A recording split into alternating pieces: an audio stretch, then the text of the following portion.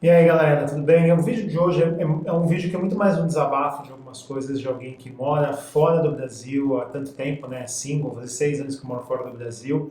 E muita coisa que na verdade eu não dava valor quando eu morava no Brasil e que hoje eu dou que eu moro fora, né?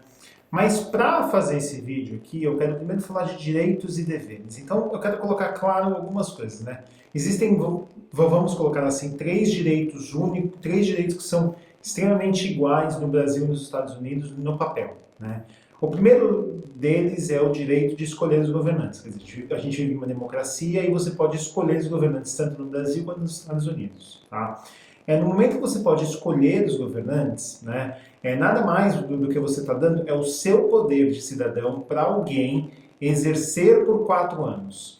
Assim como o empregado de qualquer empresa pública, de qualquer empresa privada, esse empregado pode ser demitido, né, se ele fizer coisas que são contra as leis ou o estatuto, como se fosse uma empresa privada, daquele cargo, daquela posição. Né? Então, o processo de impeachment de um presidente nada mais é do que você demitir ele do cargo porque ele não está cumprindo o que ele deveria estar fazendo. E não é só por questões de você não gostar das decisões que ele está tomando, porque na verdade você deu o direito dele tomar as decisões por você na hora que você escolheu ele.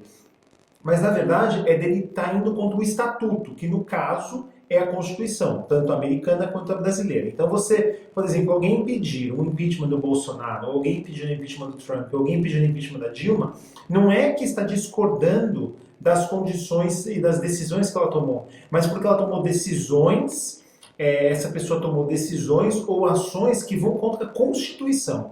Então não é porque alguém gosta ou não gosta de um governante que dá direito a ele de não sofrer no processo de impeachment. Né? Então, essa é a primeira coisa que você tem que entender.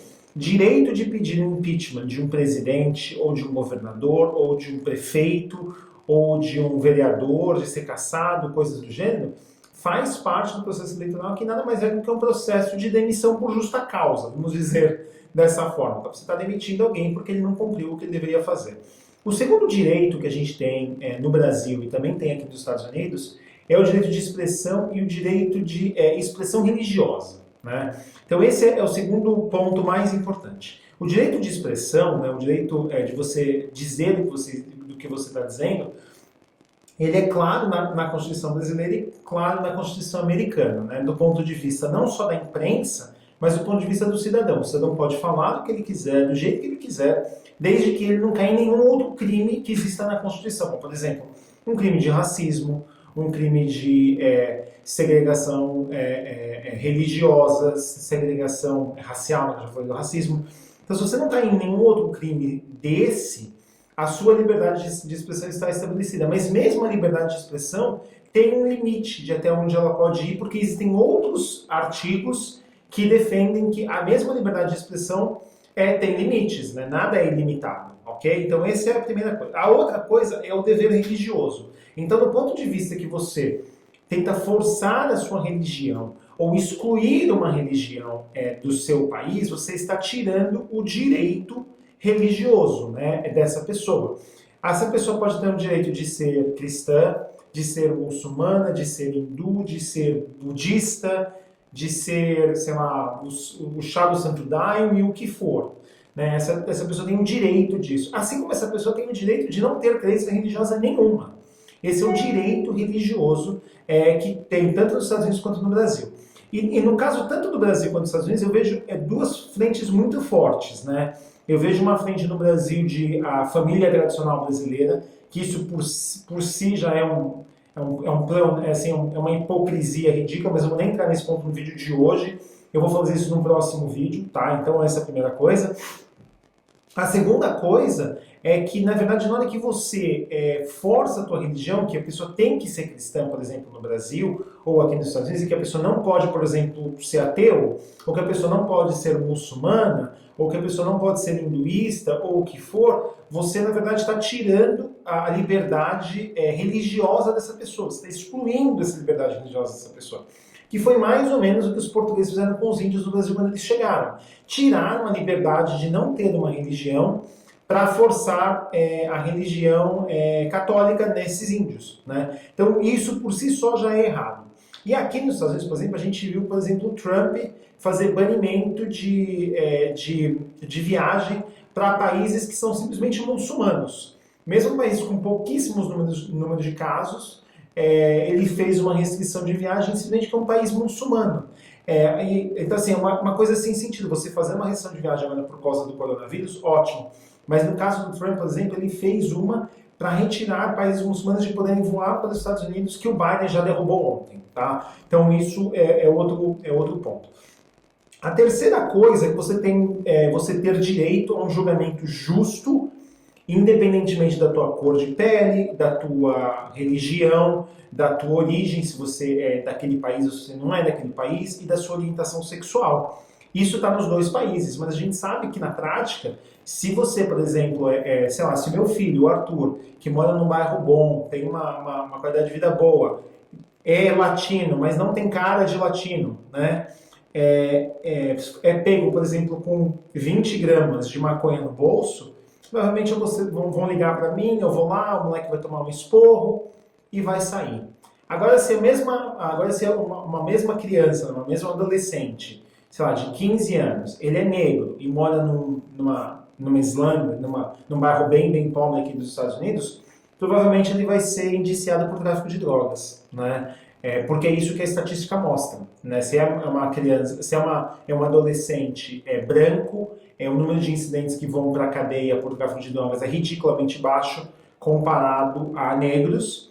E aí você também vê uma correlação não só da cor da pele, mas também uma correlação muito forte de aonde essa criança mora, de onde esse adolescente mora.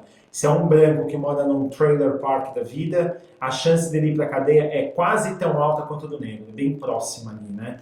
Então, assim, é muito interessante como a justiça deveria ser cega à condição social, econômica, racial e de orientação sexual, mas não é.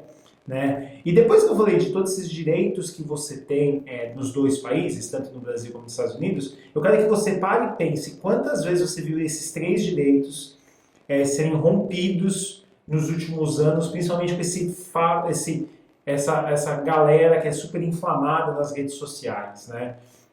E aí, para fechar, eu quero falar de direitos de outras duas coisas que a gente tem direito muito bom no Brasil e a gente não tem direito muito bom disso aqui nos Estados Unidos. O primeiro dele é o direito à saúde pública. Não existe saúde pública nos Estados Unidos. O que existe é o Obamacare, que o Trump fez de tudo para tirar. E mesmo o Obamacare é anos-luz atrás do que o SUS. É anos-luz atrás. Né? Por exemplo, quando você planeja a sua aposentadoria, a maior parte das pessoas planeja a aposentadoria e não pensa que precisa pagar R$2.000 por mês de plano de saúde, porque sabe que se não tivesse R$2.000, tem o SUS. Né? Aqui nos Estados Unidos, a primeira coisa que você pensa como você vai pagar o IPTU da tua casa e como você vai pagar o plano de saúde, porque não tem plano de saúde, não tem saúde pública, não existe a opção de não ter saúde privada, não existe essa opção. Tá? Então o direito à saúde pública, você pode falar assim, o SUS é ruim, o SUS é isso, cara, o SUS é fantástico.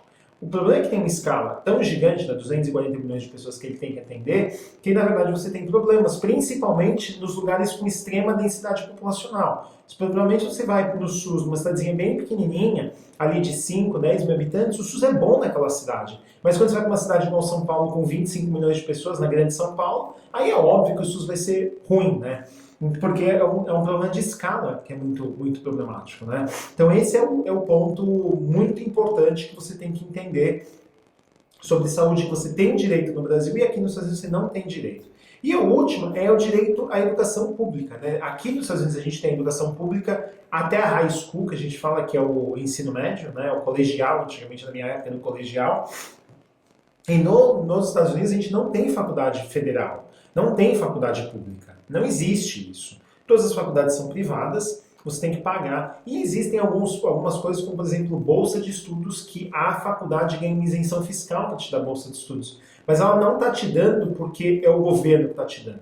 Ela está te dando porque faz bem do ponto de vista de imposto de renda para ela. Ou porque você, por exemplo, é um esportista. Ou porque você é um cara fora da curva que pode criar uma patente, que o dinheiro da patente vai para a faculdade. Então você pega, por exemplo, Stanford aqui, basicamente todos os cursos de Stanford são pagos com aluguel dos prédios em volta de Stanford, que Stanford é dono das terras, e é pago pelas patentes que Stanford criou, com os alunos criaram, que o direito da patente é da faculdade. Né? A gente não tem isso comum no Brasil. E no Brasil você tem, por exemplo, uma USP, você tem uma USP, o UFRJ, você tem a UEM, você tem um monte de faculdade estadual e federal de ensino público para as pessoas terem, não só de graduação, como de pós-graduação. Então são dois direitos que a gente tem no Brasil que a gente não tem nos Estados Unidos. Né? Então quando a gente fala muito sobre direitos que você tem, os direitos que a gente tem no Brasil são extremamente bons. Agora, os deveres que a gente tem no Brasil é que a gente vai fazer um outro vídeo falando só de deveres, tá? E para fechar esse vídeo, eu quero te falar o seguinte, o primeiro que eu falei lá em cima, né? Não o primeiro, todos que eu falei, né? Que eu falo do direito de você escolher os governantes, direito de liberdade de expressão, um julgamento justo, a saúde e a educação. O seu dever como cidadão, e aí depois eu vou fazer um outro vídeo sobre deveres, mas o seu dever sobre cidadão é cobrar todos esses itens e ter certeza que todos esses direitos que você tem não estão sendo tirados de você, né? Não estão sendo usurpidos de você ou não estão sendo distorcidos por quem está no poder, por quem tem político de estimação. Quando esses seus direitos são distorcidos, né? Você fala assim, liberdade de expressão, quando você ia lá e fazia a piadinha do PT. Mas agora que tem gente criticando o governo Bolsonaro é mimimi.